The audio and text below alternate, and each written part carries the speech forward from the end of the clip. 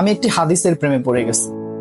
হাদিসটা হচ্ছে ঠিক এমন যে যখন বান্দা একটি ঘরে কান্না শুরু করে এবং তখন আল্লাহর ফেরেশতারা বলে যে আল্লাহ তোমার এই বান্দাটা কি জন্য কষ্ট পাচ্ছে, এবং ফেরেশতারা আল্লাহর কাছে কান্নাকাটি করে বলে যে তার মনের ব্যথাকে তুমি আল্লাহ কমিয়ে দাও। তখন আল্লাহ তাআলা বলেন যে আমার বান্দা এমন কোনো কিছুর মায়া পড়েছিল বা ভালোবেসেছিল যা আমার চাইতে সে বেশি ওই জিনিসটার প্রতি ভালোবেসে ফেলেছিল।